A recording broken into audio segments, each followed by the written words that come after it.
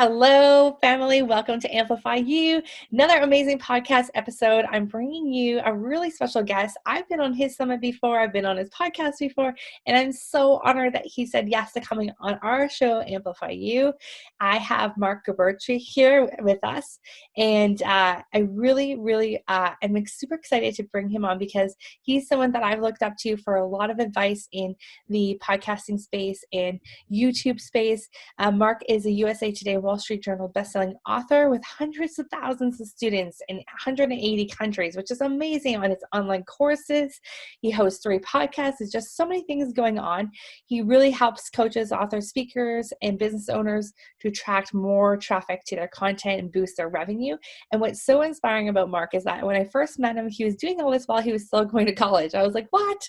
That is insane. So Marc, welcome to our show, and thank you for being with us today. It's a pleasure to be here. Thanks for having me.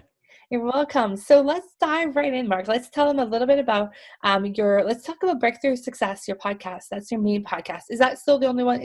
I just said you have 3 podcasts, but just wanted to see if you still have 3 podcasts going on. I do, yes. Amazing. So let's talk about all 3 of them. So tell us what they are. Sure. So Breakthrough Success is the main one. That's where we dive into how do we achieve our big personal goals? How do we accelerate our businesses? That's the dynamic focus with Breakthrough Success. We currently do 5 episodes a week on that one. I recently upped it because of different things happening in the world. The other 2 shows are Profitable Public Speaking and Ditch the Job. Those 2 are a little more clear based on the names of, who they cater to. But podcasting has just been really awesome for me. I've met a lot of awesome people, and I just love doing this stuff. Yeah, I love that so much. That's really cool. So, and I met you just recently, again, in person for the first time at the, you were an icon of influence at the New Media Summit. So has that really helped your podcasting as well, being an icon of influence? Yeah, I mean, the New Media Summit, it's a really phenomenal event. I've been there 3 times, and each one I'm just surrounding myself with so many awesome people, reacquainting with people, and having a lot of people on the show.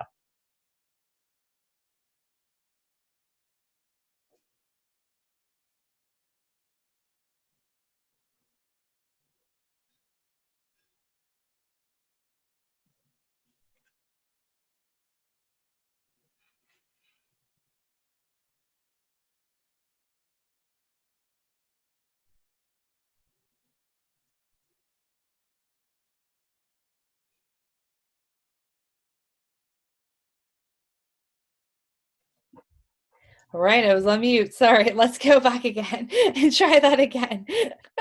Oh my goodness. My son was bringing me the adapter for my microphone through the door, so I put it on mute, and then I forgot to unmute myself. So, okay, we'll just go back to the beginning of that. I'll just edit that part out.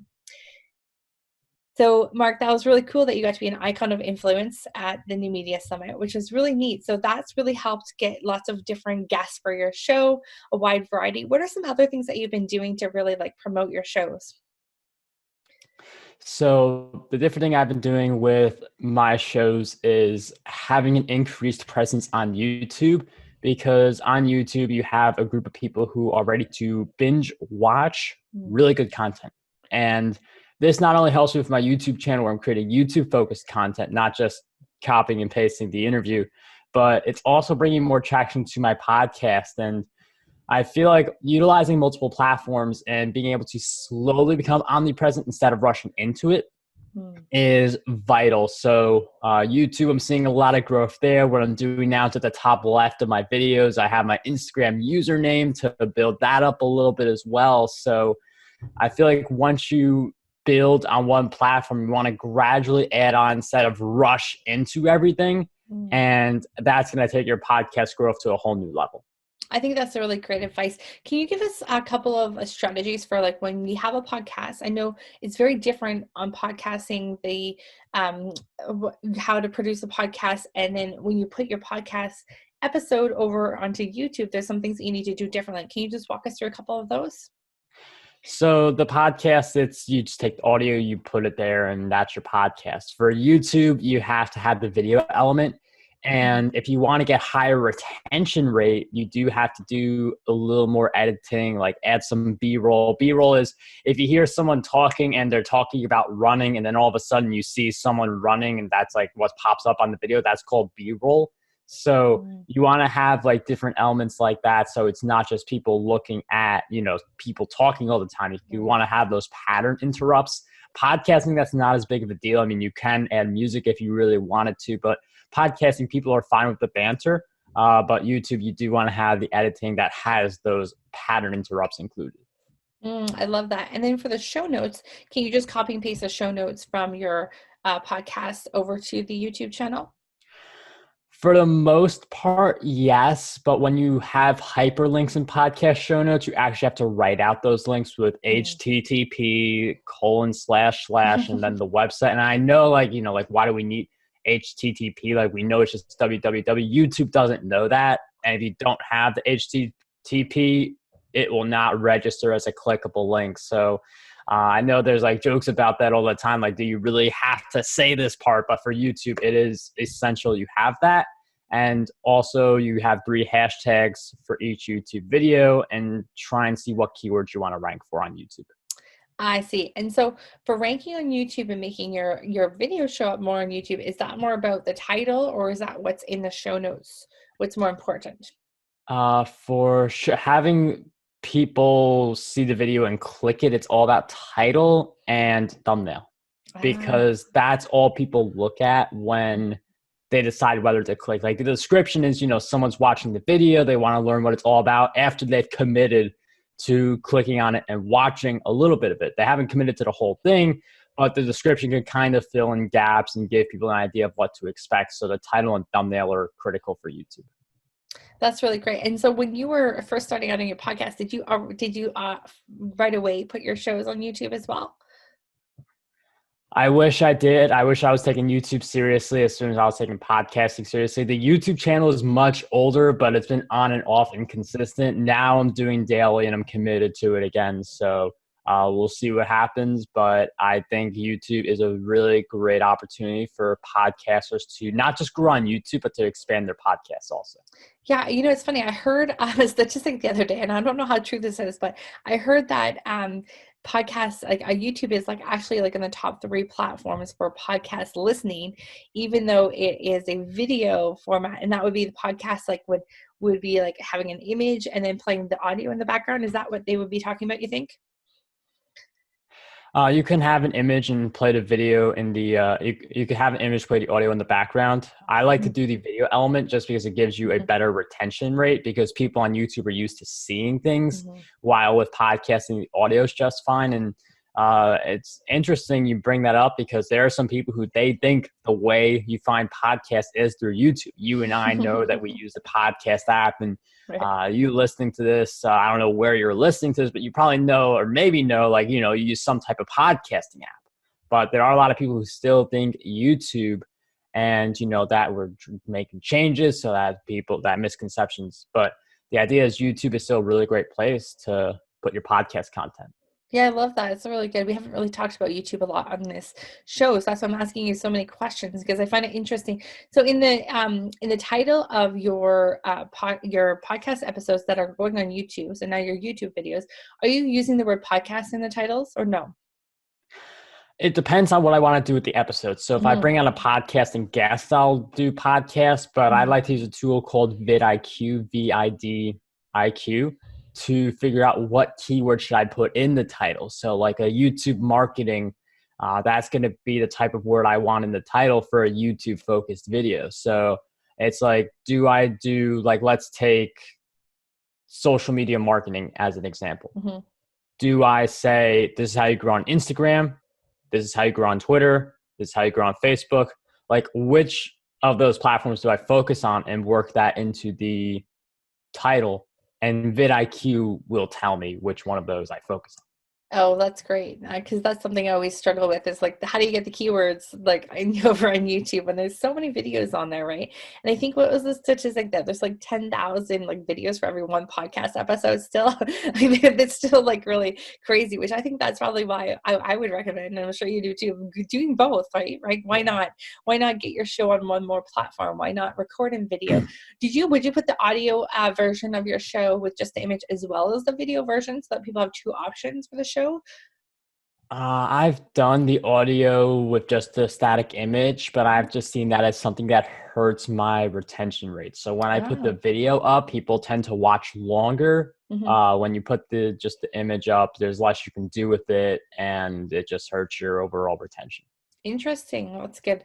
That's good feedback to know. So, are all three of your shows on both a YouTube and on podcasting platforms? We are at the process of working on that. So Yeah. breakthrough success is, and right now that's just the basic, with the static image and the Hmm. audio in the background, because I'm doing 3 separate YouTube channels for each podcast. So I don't want to put that responsibility on myself right now, Yeah. but there will come a time when I'm eventually working on those channels with the video content too.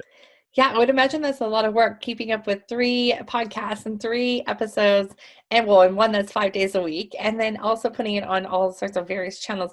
Do you have a system in place for managing all that in the background? So I like to use repurpose.io. It's a Hmm. very useful tool, and I just schedule my day very effectively. I cut out a lot of the fluff. Like, I don't watch TV. Hmm. I go on Twitter for 5 minutes to get my news instead of like an hour on some station or whatever. So it's really cutting out a lot of stuff that doesn't give you growth from a business standpoint or from a personal standpoint, because those are the 2 key areas, and really choosing what's important. Yeah, it's you must have some amazing productivity skills because the amount of things that you've accomplished, even so since I've known you in the last few years, is like incredible. I keep saying like, "What, you have another course out? What, you're doing another summit? Oh my gosh, you have another book!" Like, holy smokes! Like, you're just a content producing machine, is what I want to call you. It's quite amazing. So, do you have any advice for people who want to, want to produce more content and make it useful? Do you have any suggestions or any tips for us? I think it's the difference between being interested and committed. Mhm. So when it comes to like YouTube, because YouTube's a great example. I used to be very inconsistent on that. I'd be like, this is my time to shine. And then I would pull back. And part of that was like, I would be exploring all these different things. And so I made it a point to myself to hire a YouTube coach, and YouTube all of a sudden became very different for me because I put $1,000 down for that YouTube coach, and he was great. But when you put $1,000 down on something, there's a lot more incentive to figure it Mm, out. So I did 3 videos per week. Now I'm doing daily videos because now there's no off day in the sense where I'm not creating another video. So the issue with a weekly YouTube schedule for me, I know it's different for each person, mhm, but the issue for me was I would batch them, I would get ahead, and then if you miss one, you kind of feel like you've fallen into a black hole and you can't get out. So mhm. that's where I do something for my content every day. Wow, that's amazing. Baby steps, right? Baby steps to do something Yes, baby steps. consistently. You don't have to do daily, but that's just the idea. Yeah, well, make sure it's like podcasting where like I know I've seen so many of our clients like, miss a week and they went on vacation or miss 2 weeks and you can see their numbers significantly drop in podcasting. Is that the same for YouTube too? Yes, and even if I don't upload, like when I was uploading 3 days a week, you could look at my YouTube stats and you would know which of those 3 days I uploaded, because that's when you see the spike. The next I don't upload, you see the big drop. So Mm. that's why I started doing daily videos. Yeah, amazing. And do you notice that your conversion into your email subscribers, is there a difference between like coming from podcasts to coming from YouTube videos? I've seen both of them do very well ever since I started to do like the 3 a week and daily YouTube Hmm. videos and focus on the keyword stuff. I've gotten a lot more people who say, I've watched your videos, I Hmm. really enjoyed them. I just bought a bunch of your books and I Hmm. really love what you're doing. So I've gotten a lot of conversions, a lot of people buying the different products that I have to offer. Part of that is on YouTube, I do a better job of putting all that stuff in the description. So that's going to be Hmm. something I transition over with the podcast, just working on the show notes. Yeah, that's a good point. So you have so many courses and programs and stuff and books that people can buy. And so are you listing all of them in your YouTube descriptions, and then, or are you just picking particular ones that would be relatable to that particular topic? I just pick 5 books, and I don't do the courses because yet, like I could do like a content marketing class and put that in there and try Mhm. that out. But like the issue of putting down a Udemy course or a Skillshare course is you don't know what price it's going to be at that moment, and Right. coupon codes aren't unlimited. So there's just a lot of variables with those. Yeah, that makes a lot of sense. So are all of your courses on Udemy or Skillshare? I do a lot of Udemy and Skillshare. Some are on Teachable, some are on my own site, Hmm. but And mostly the I'm early two. curious out of all those, because I've heard so many different people, I know now we're talking about online courses. So this is great. We can talk about all content marketing with Marc. It's awesome. We go from podcasting to YouTube to online courses. So now, do you see more traffic from the Udemy and Skillshare ones, or do you see more, like, it's hard, right? Because our own programs on Teachable and things, we can price them higher. But then there's the Skillshare and Udemy that have like all the traffic already. So which do you find works better for you in your business? I like a hybrid approach. So, like doing a Teachable, doing your own website, you make more money per sale. Udemy and Skillshare, you kind of sit back and the sales come to you. It's definitely Mhm. not as much revenue per sale.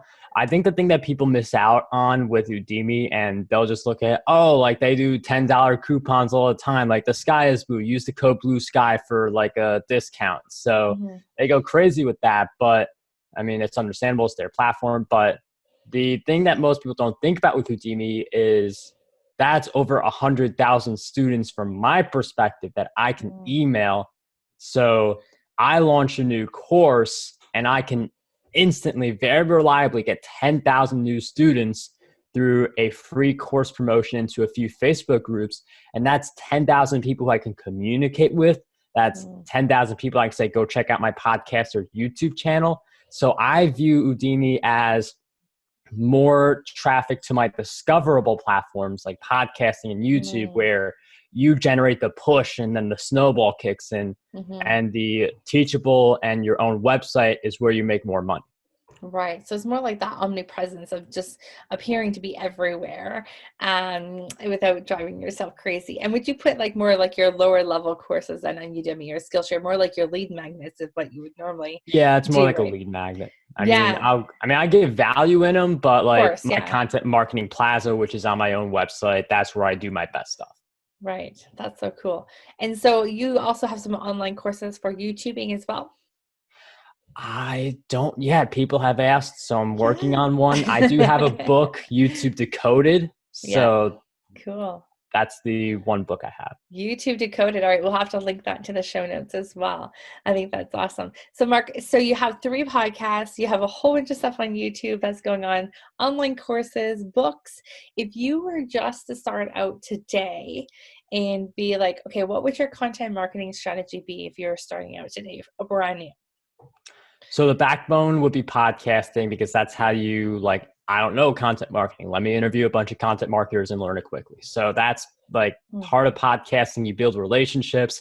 It's easy to transition from podcast host to summit host Mm. because you just interview people and you just put it on a website instead of a podcast. So podcast would be where I start. And then I would gradually look to expand on platforms while keeping everything connected. So like YouTube videos. Like if I do a podcast episode with someone on how to use LinkedIn to get more clients, I come out with a video, 3 strategies to post like more engaging LinkedIn content. Mm. I reference the podcast episode. People go and check it out.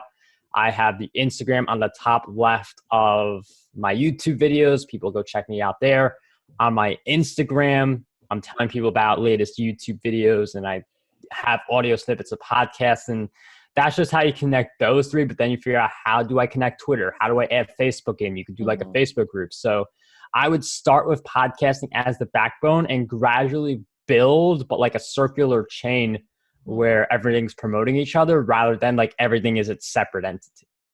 I like that, where it's all connected and all together. And then, maybe even actually, it's funny you talk about the summit, because when I first talking about the podcast and the summit as kind of a backbone. It's interesting. When I first started, I didn't have a podcast yet, but what I did is an online summit about the RV space, because my family was going to go on an RV trip and I didn't know anything about it. So at the beginning of each summit episode, I recorded 15-minute podcast interview with everyone. So at the end of the summit, I had something that I could sell. That was the summit interviews.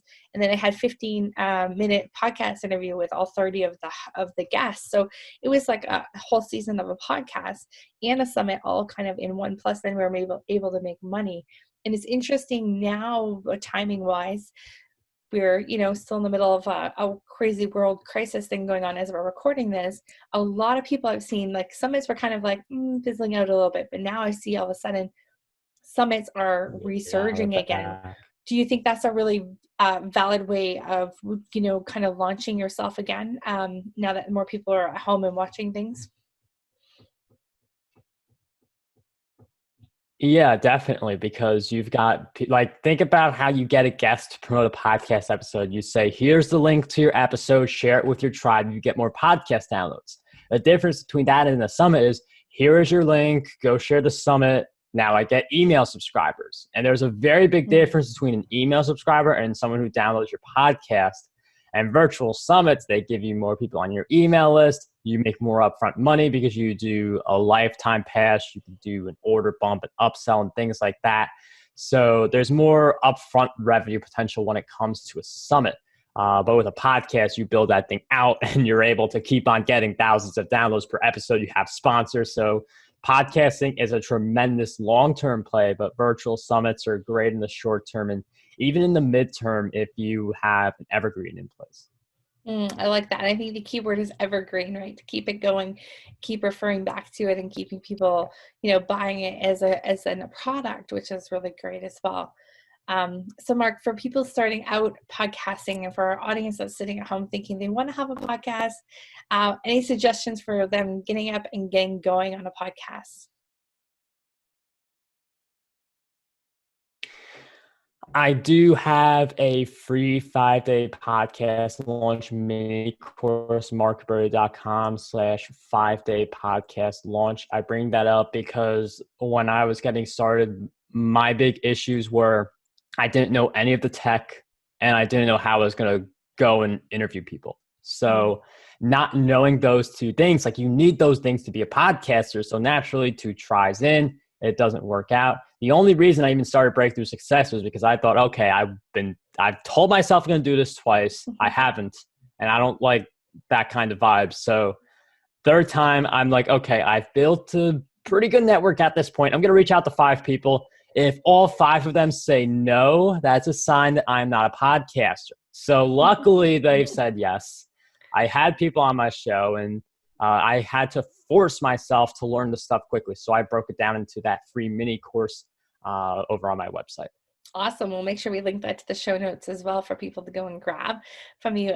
And so Marc, in moving forward into the last part of this year, the last couple parts of this year, what are some things that are going to be the main focus for you as far as content marketing goes? Definitely YouTube. Because I know I've been saying YouTube a lot, but on a platform like Instagram, and I am growing there as well using the YouTube to fuel that, but on a platform like Instagram, like job well done is someone hit the like button, maybe left a comment, and then moved on. On YouTube, for a 10-minute video, job well done is like you get someone to watch all 10 of those minutes, you get someone to like and leave a comment. But there's a difference between someone just hitting a button and scrolling through and committing 10 minutes listening to you. Like this podcast episode, I mean, if you've made it this far, chances are you're going to listen to more of Michelle's content, or you are already a binge listener. So that's the type of effect you create with YouTube and podcasting. Podcasting, I already have a bunch of podcasts, so YouTube, I'm going all in on that. Nice. I love it. So guys, connecting the dots, I think, is what I'm really hearing from Marc. Connecting the dots with all the platforms, creating that omnipresence, focusing on one platform, getting it going, then moving to the next. So really knowing the difference between how you market on Facebook versus Instagram, YouTube versus podcasting, same content, but marketing different ways, attracting different people, and remembering, I think, that people's time and attention is our best commodity. And so producing really good content for them to stick around and listen this long, like you said, thank you for listening so long. And, that's one of the things that you want to make sure when you're producing content yourself. So Marc, thank you so, so much for being with us today. Any last comments, any words of advice for us before we let you go today? This was a really awesome time. I would say keep going out there and create content and think long term. You may be really excited to start a YouTube channel. Maybe you've heard about some creator blow up and like go viral or something in like a few weeks. But the way that a lot of people become successful on YouTube is like 2 years or 1 year, or several months of them putting out videos consistently. And then one of them just randomly spikes out of nowhere. And then that's how they suddenly start to build momentum. So if you want to get into podcasting, into YouTube, or anything like that, have like a 6-month time frame at least where you're going to strongly commit regardless of what the results tell you. Yeah, I love that. So long-term, same with podcast, long-term game, not looking for that short, instant gratification. It's a long-term game. Know that. And then that way it prepares yourself for, this is a long-term game. I'm going to have to commit to this. I'm going to have to put out content consistently. I will see a return on it, but just it takes a little bit longer. So I think that's great. Keeping those expectations realistic when we go into starting to create something. And for you guys looking to do YouTube, make sure to check out Marc's book, all the YouTube Secrets Uncovered. Is it YouTube Secrets Uncovered? Tell us what it is again. YouTube Decoded. Decoded, yes. YouTube Decoded. And we'll link to his podcasting 5-day mini course as well. Make sure you check out Breakthrough to Success and your other 2 podcasts. You want to say what those ones are too? We can send people there. Profitable as well. Public Speaking, Ditch the Job. Awesome. Ditch the Job, Profitable Public Speaking. I love it. Speaking. Public speaking. Thank you, Marc. Thank you so much for being with us today. Make sure you guys go check out Marc online, follow him, and you'll be amazed at how fast he pumps out content. It's incredible. So Marc, thank you for being with us today. My pleasure.